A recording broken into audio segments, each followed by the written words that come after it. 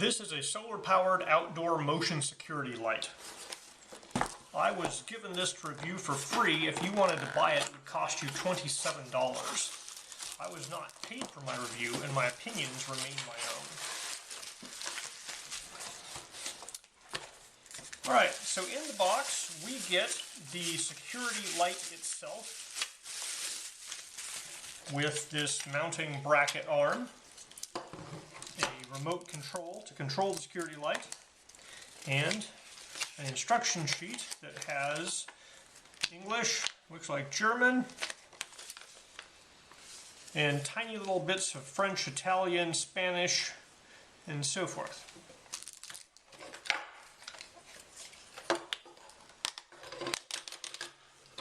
So this guy has two solar panels on the top, and here it has the motion sensor, a button, what looks like an infrared receiver probably for the remote control, as well as a lot of LED lights. And then it has this guy here, which is a mounting bracket that can be adjusted, and then this guy can be adjusted and they screw tighten down, and they have little locking gear teeth type of things in there, so once you lock this down tight, it's not going to be moving because there's these teeth that grab together in there. So once you set this guy up where you want it, it's not going to move around. Now, it has basically up and down motion on both of these axes, but there's no left to right motion other than you can tilt these guys like that. So if you want to throw light off to the side, you just put that guy up and it throws it off to the side. Of course, you can't have it too high up, otherwise you're going to affect your solar gathering light capacity. Obviously, it needs to be in sunlight at least part of the day to charge up. Alright, so there are three modes. Mode 1 is basically it only turns on when it detects motion, and 30 seconds later it'll turn off. Mode 2 is constant light, and you can adjust the brightness with these buttons. And Mode 3 is constant dim light, and then it'll brighten up to a bright light when it detects motion. And it says that the button on the light can switch between the modes, but only the remote can adjust the brightness level. So there we turned on something. There's a dim light, there's a bright light, and there's off. So I'm assuming it's like mode 1, 2, and 3 or something like that, and then you turn it off. It also looks like, let me see if I can turn it off, and there we go. So once the button's turned it to off and on mode, you can adjust it so you can manually turn this on or turn it off with the remote, and you can set, mode 1, mode 2, mode 3, and in mode 2 here, which I think is the constant mode, you can adjust the brightness of the light, I think. So that's like super dim, and there's brighter, and I think this is the mode of the light if motion isn't detected. I'm not sure, I'll have to play with it when it's mounted. Here's mode 1, and I think it's already full brightness, but you can go down to dimmer. So for ease of mounting, I've removed this screw and this little nut came out, and so this guy would normally be here, and all I need to remember is that I want this side here up, so that post will be to the left when I mount this, and then after I mount it I can put that guy on it. And they do include screws with some like brick drywall concrete type anchors.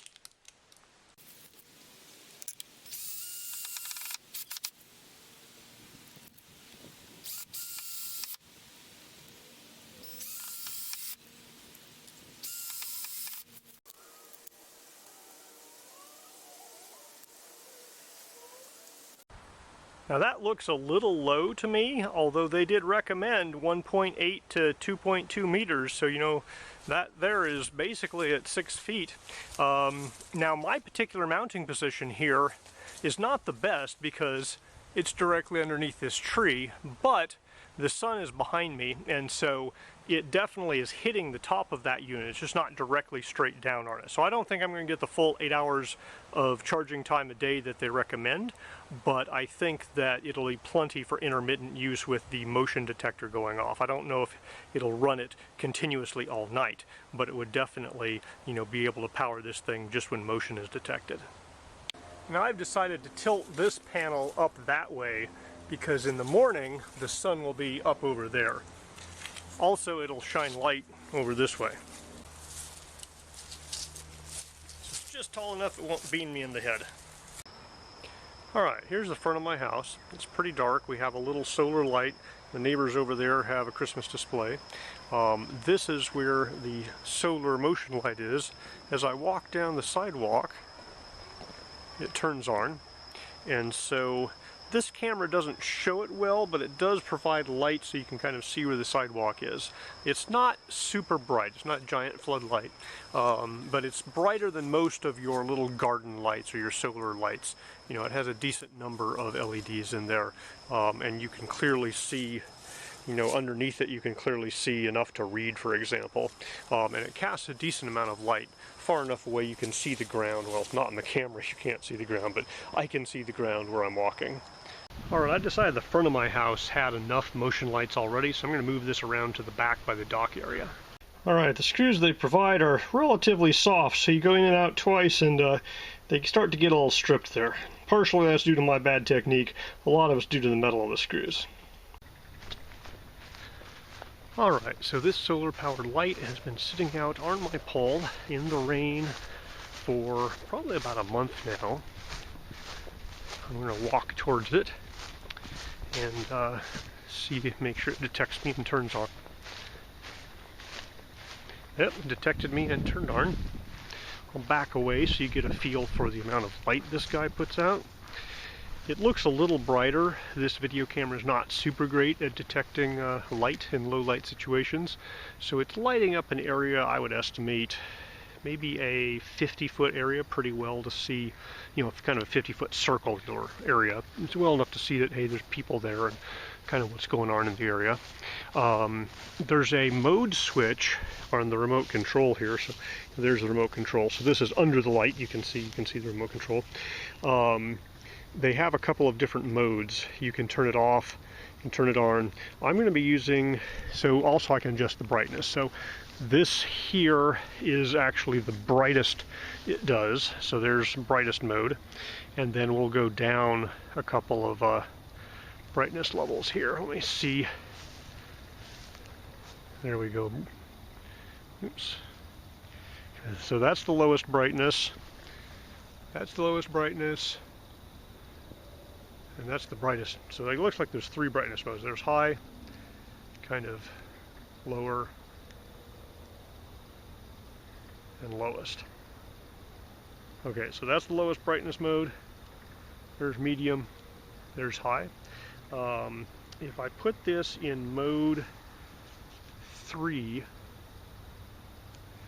it does the highest brightness level, and then it switches down to low brightness when it doesn't detect anybody.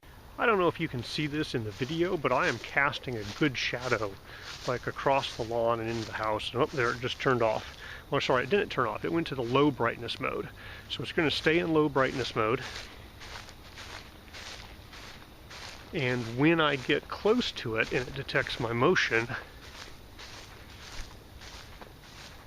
there it turned on to high brightness mode. So you have to get pretty close for it to detect. I'd say within 20 feet for this guy to detect. It's not a super sensitive PIR sensor. And then as you back away, it'll stay bright for a while, but after a set amount of time, it will go dim again.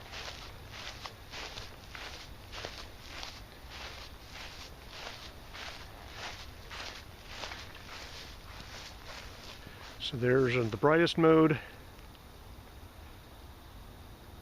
And after a certain amount of time of not detecting motion,